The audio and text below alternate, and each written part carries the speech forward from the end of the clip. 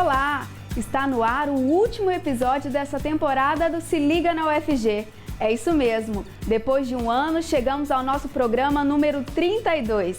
Para fechar a nossa primeira temporada, vamos à cidade de Catalão para conhecer atividades de educação em assentamentos de reforma agrária. Bom, e além disso, você vai conhecer o Laboratório Clínico do Hospital das Clínicas da UFG, uma das principais unidades públicas de saúde em Goiás. Você vai conhecer ainda o Comitê de Ética em Pesquisa da UFG, um órgão que acompanha diversas pesquisas desenvolvidas na instituição. E para o bate-papo de estúdio, recebemos hoje Cristiane de Oliveira, professora da Faculdade de Letras da UFG, que vai falar sobre línguas indígenas. Fique ligado!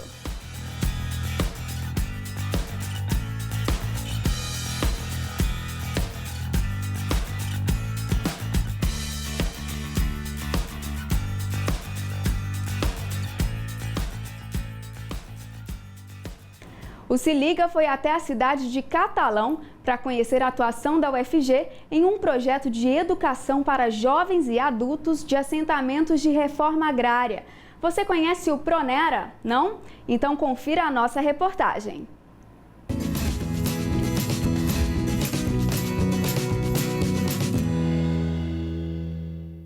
O Programa Nacional de Educação na Reforma Agrária, o Pronera, realiza atividades de educação voltadas para o desenvolvimento e qualificação dos assentados da reforma agrária.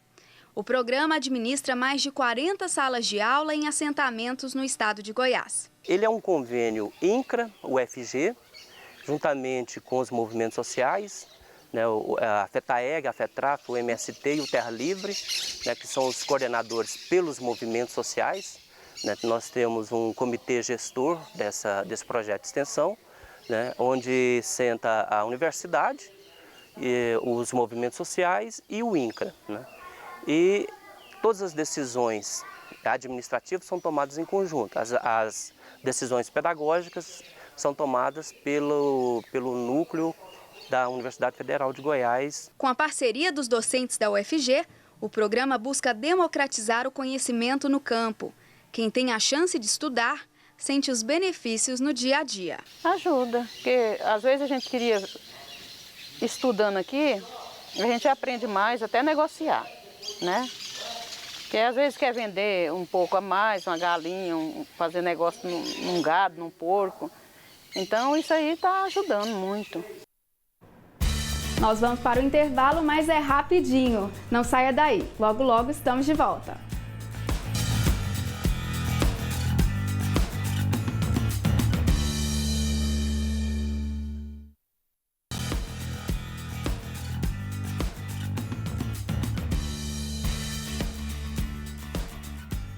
O Se Liga na UFG está de volta e recebe no estúdio a professora Cristiane de Oliveira, da Faculdade de Letras. Cristiane é estudiosa da área de linguística e está aqui hoje para falar sobre línguas indígenas. Professora, muito obrigada por aceitar o nosso convite. Eu que agradeço pelo convite. Então, para a gente começar o nosso bate-papo, professora, quantas línguas indígenas existem no país e por que a sociedade brasileira sabe tão pouco sobre elas?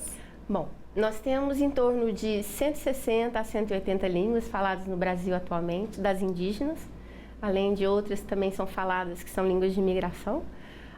Mas das línguas indígenas nós temos em torno disso, e essa estimativa pode variar de acordo com o autor e de acordo com o período em que a estimativa foi efetuada. Uma das estimativas mais mencionadas ainda hoje é a estimativa realizada pelo professor Arion Rodrigues, da UNB, falecido recentemente, e que estipulava em torno de 170 línguas faladas no Brasil na década de 80 do século XX. Agora, de lá para cá, muitas coisas aconteceram, né? Então, como o professor Arion mesmo já explicava, existem umas certas dificuldades para a gente estabelecer o número exato de línguas. Uma dessas dificuldades, por exemplo, é a gente estabelecer o que é uma língua e quais são variantes de uma mesma língua. Então, por causa disso, a estimativa acaba sendo sempre um pouco, né, em torno de. Agora, algumas das línguas levantadas pelo professor Arion na década de 80, de lá para cá, que já tinham status de línguas ameaçadas de extinção, acabaram se extinguindo. Por outro lado, na primeira dezena do século XXI, vários outros povos isolados foram sendo encontrados em vários lugares do Brasil, várias regiões do Brasil. E esses povos também trouxeram línguas que até então não haviam sido identificadas previamente. Então, por essas razões, é um pouco complicado estabelecer o número certo. É sempre uma estimativa, mas é em torno dessa área, assim, de 160 a 180. Agora, independentemente do número de línguas, nós ainda temos também cerca de 225 povos indígenas que existem no Brasil e que praticam as suas culturas. Alguns desses povos, então, a gente vê que perderam a língua originária, mas praticam a sua cultura, se identificam como membros de uma certa etnia. São muitas línguas, né, professora? Muitas línguas. E o que tem sido feito por esses povos indígenas, né, pelo Estado brasileiro, pelos estudiosos, para evitar que essas línguas desapareçam? Bom, uma coisa interessante é que, inclusive ainda parte da pergunta anterior, por que os brasileiros, de maneira geral, sabem tão pouco sobre isso? Essa questão tem um pouco a ver com um certo modelo de sociedade e também um certo modelo de educação escolar que se pratica nessa sociedade. Então, até recentemente, na virada do século XX, nós tínhamos a Lei de Diretrizes e Bases para a Educação Nacional, contemplando, né, a Lei de 96, contemplando as necessidades de educação específica para os povos indígenas e outros povos de necessidades especiais também e assim por diante, né? Povos com especificidades de aprendizagem. E dentro dessa lei, não se previa até ali a necessidade de educar também a sociedade envolvente. Então, a partir de 2003, o presidente Lula sancionou uma lei complementar que, então, tornou obrigatória a menção e o ensino da história dos povos africanos no Brasil. E depois, em 2008, ele complementou essa segunda complementação, estabelecendo que era também necessário o ensino da história dos povos indígenas no Brasil. É muito comum, nós sabemos, nas escolas de maneira geral, não se mencionar a existência de povos indígenas, nem de línguas que sejam outras a não ser o português. Como eu disse, isso é um modelo já de longa data, né, no ensino brasileiro, e que vem se transformando através justamente dos movimentos indígenas. E aí agora já passando para essa sua nova pergunta. A existência dos direitos indígenas na Constituição Federal de 1988 se deve, em grande parte, ao movimento indígena propriamente dito. Então, muitas vezes as pessoas não entendem ou não conhecem a realidade da questão indígena, então elas não sabem o quanto os povos indígenas são politicamente ativos. E dentro dessa atividade, eles vêm conquistando um espaço cada vez maior dentro da sociedade, não só em termos de demarcação de territórios, mas também em termos de educação escolar especificamente diferenciada para cada uma das sociedades indígenas. E, além disso, há necessidade também de alcançar o nível de educação superior. E esse último degrau agora de educação superior tem sido bastante intenso nos últimos 10 anos e existe, né, na atualidade, diferentes cursos de educação intercultural no país. Então, primeiro nós começamos como referência o Insiquirã, que é de Roraima. Depois nós vemos também o pessoal da Unemate, né, do Mato Grosso, e também da educação intercultural aqui na UFG, que foi lançada em 2007, né? Então, esse curso de educação intercultural da própria UFG não foi uma iniciativa da UFG, foi uma iniciativa dos povos indígenas, que buscaram o apoio dos estudiosos e das pessoas, né, das instituições acadêmicas e dos acadêmicos em geral, para implementar dentro das universidades o curso superior específico para povos indígenas. Então, o curso é completamente desenhado para as necessidades desses povos. E a UFG contribui muito para isso, né, professora? Contribui muito para isso. E a gente vai continuar falando sobre isso daqui a pouquinho. O Se Liga na UFG vai para mais um intervalo, mas é rapidinho. Fique com a gente.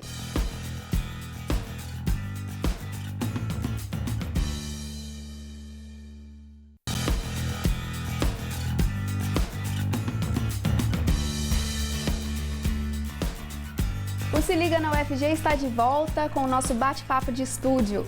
Hoje, nossa convidada é a professora Cristiane de Oliveira, estudiosa da área de Linguística, que está aqui para falar de línguas indígenas.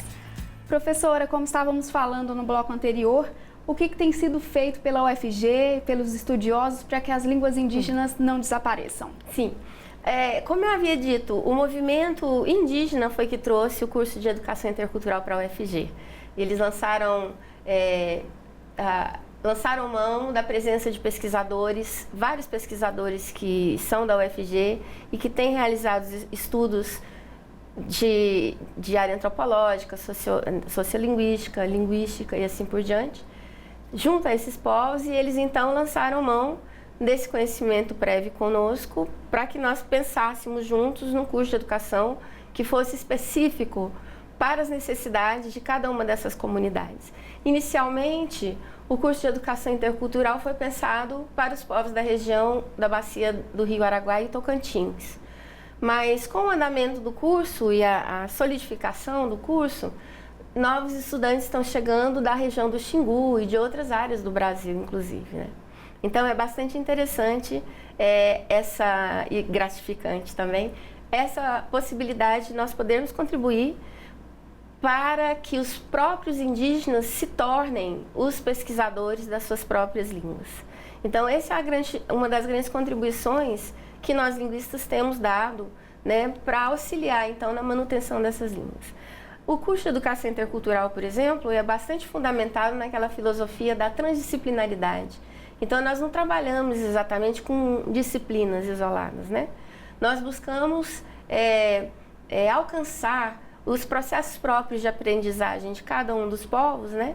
E a partir desse processo próprio de aprendizagem, desenvolver a educação escolar verdadeiramente diferenciada e voltada para as necessidades específicas de cada uma das comunidades, mesmo que ainda sendo de sociedades, né, da mesma sociedade. Então, por exemplo, o mesmo povo Carajá, por exemplo, vai ter necessidades diferentes numa aldeia ou em outra. Então, nós estamos agora trabalhando junto com eles, depois das primeiras turmas já haverem graduado, em nível de especialização, para auxiliá-los na construção, por exemplo, dos projetos políticos pedagógicos das escolas indígenas, né?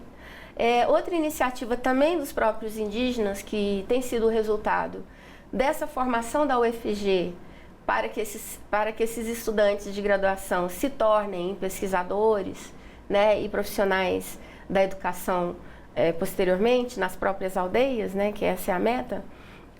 Além disso, eles mesmos têm começado a desenvolver, a partir daquilo que eles têm aprendido aqui na UFG e trazido para nós também, desenvolver políticas linguísticas próprias, né, para garantir a sobrevivência das línguas. Então, uma das coisas que a gente tem estimulado o pessoal a fazer é a construção de livros didáticos. Então, nós temos uma coleçãozinha de livros didáticos que vem sendo construída através dos nossos estudantes de graduação, que são professores indígenas nas aldeias. Na verdade, eles são professores e estudantes, né? E esse pessoal tem desenvolvido material didático para as escolas indígenas. Então, esses livros são produzidos pelos próprios índios? São produzidos pelos professores próprios índios. Isso, estudantes da educação intercultural, orientados por professores da UFG. Não só da Letras, mas de várias unidades da UFG, porque nós trabalhamos num curso intercultural que é levado adiante através de um consórcio de professores de diferentes áreas, né? Então, aqui nós temos, aqui do lado de cá, nós temos livros que são de povos da região do Rio Tocantins, e do lado de cá nós temos livros que são de povos da região do Rio Araguaia. Aqui nós temos o Irorurubu, que é do pessoal Carajá, ali em cima do pessoal Panaua, né? Aqui do lado nós temos o pessoal Craô, com o desenho de pinturas tradicionais, e aqui embaixo nós temos o pessoal que é da aldeia Xerente. Aqui na minha mão, bom, esses livros todos aqui são bilíngues, Então, uma das coisas interessantes a respeito dos livros é o fato de nós termos essa intenção de promover a educação bilíngue, não somente como ensino de duas línguas, mas principalmente como duas maneiras diferentes de se ver o mundo, né? Porque é a língua que traduz a visão de mundo de uma sociedade. Então, é através dessas línguas que nós vamos, então, buscando os processos próprios de aprendizagem e valorizando o conhecimento tradicional que vem sendo trazido pelos povos indígenas aqui para a UFG. Esse outro livro aqui que está na minha mão, que vai ser lançado agora recentemente, na próxima etapa da educação intercultural, está aguardando, para ficar completo, um CD de áudio que vai acompanhar essa publicação que foi realizada por 2 estudantes, professores da etnia Gavião, do Maranhão. E esse livro aqui diz respeito a alguns dos rituais sagrados, né? E esses rituais estão diretamente relacionados às canções, né? Existem canções diferentes para cada rituais. Esse é um livro que está escrito estritamente em língua indígena. Então, aqui você vai ter um material de leitura para as pessoas da etnia Gavião e para todos aqueles que não são da etnia Gavião e que gostariam de aprender o Gavião também, né? Os nossos estudantes lá no curso de Educação Intercultural têm tido muito entusiasmo com relação à ideia de aprender as línguas uns dos outros, né? Então, nós temos atualmente aqui na Universidade Federal, de línguas indígenas, aproximadamente 22 línguas representadas dentro do nosso corpo discente aqui da UFG. Esse curso é uma troca de conhecimento incrível, né, professora? Incrível. Intercultural mesmo. Completamente. Ele fornece um espaço para que os índios se sintam à vontade, se sintam em casa e publiquem coisas sobre sua cultura, ensinem sobre sua língua. Acho que isso é e nós muito temos legal. Também até atividades de extensão que eu tenho desenvolvido, por exemplo, lá na UFG, na Letras, na Faculdade de Letras, nós temos as atividades de prática como componente curricular, por exemplo, e eu tenho desenvolvido uma com uma colega, cujo objetivo é promover a troca de informações, né, a troca de convivência e a pesquisa coletiva entre estudantes não indígenas e estudantes indígenas aqui da UFG, né?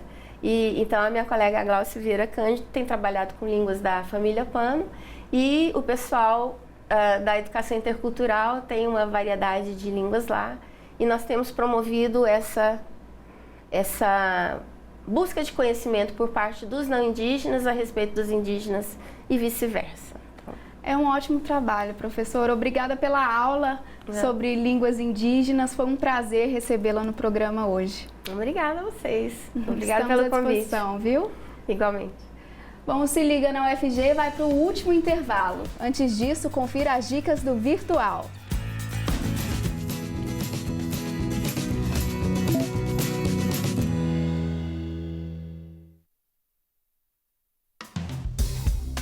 O Conselho de Ensino, Pesquisa e Extensão da UFG aprovou o calendário das cerimônias de colação de grau do segundo semestre de 2015. O calendário completo está disponível no site da UFG.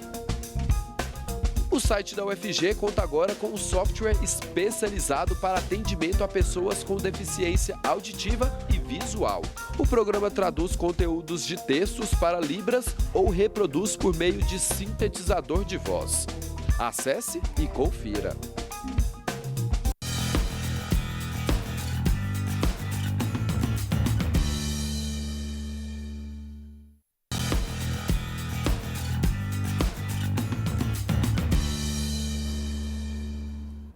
O Hospital das Clínicas da UFG é uma das principais unidades de saúde pública no estado de Goiás.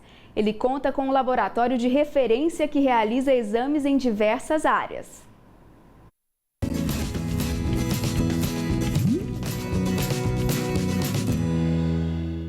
Criado na década de 60 para atender o curso de medicina da Universidade Federal de Goiás, o Laboratório Clínico do Hospital das Clínicas hoje é referência em todo o estado na realização de exames em diversas áreas. Os exames realizados aqui são exames laboratoriais para auxílio diagnóstico nas áreas de hematologia, bioquímica, microbiologia uranálise, parasitológicos, e exames de uma forma geral de baixa, média e alta complexidade. Os exames são aprimorados dentro de uma estrutura técnica qualificada. Atualmente, são 8 biomédicos e 29 técnicos que realizam os testes. Considerado um laboratório escola, o espaço atende tanto o público interno quanto externo, sem nenhum custo. A porta de entrada aqui do HC, o laboratório clínico, ela acontece de duas maneiras, né? Primeiro, pela rede, é referenciado. Então, quem marca o exame não somos nós aqui na porta. O paciente vai ao CAIS, né? E aí ele tem que fazer o exame, e aí nós somos o único fornecedor desse exame, aí o próprio CAIS já marca. Os nossos pacientes que fazem tratamento no HC, eles têm um prontuário, né? Então eles são atendidos também via ambulatório. Aí pega o chequinho pela própria rede municipal. A Universidade Federal de Goiás conta com um comitê de ética em pesquisa. O objetivo é garantir que as pesquisas desenvolvidas na instituição respeitem diversos princípios éticos, principalmente quando as atividades envolvem seres humanos e animais.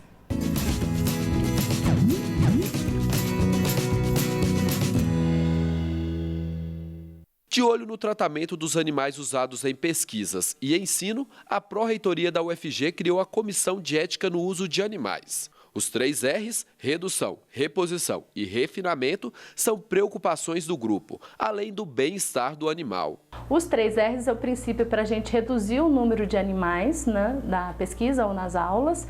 Como já foi dito, as aulas práticas com uso de animais reduziu muito dentro da UFG, elas são utilizadas em casos excepcionais e precisam ser aprovadas pela CIL. Então, redução do uso dos animais, a questão de utilizar métodos alternativos ao uso dos animais antes de chegar até a necessidade do uso. Então, existem vários experimentos in vitro com células que nos remetem à redução do número de animais.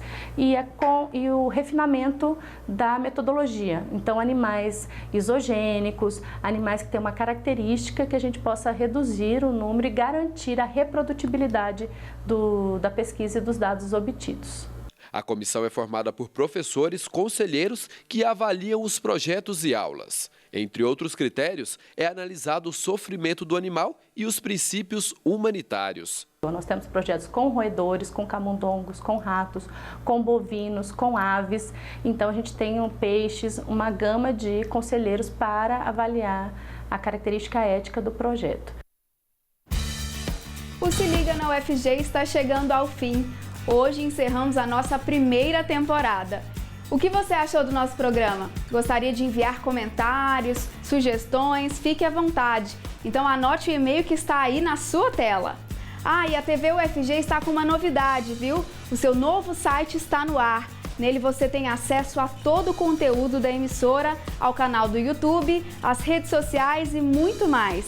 Acesse e confira. Nós vamos ficando por aqui. Até a próxima. Tchau, tchau.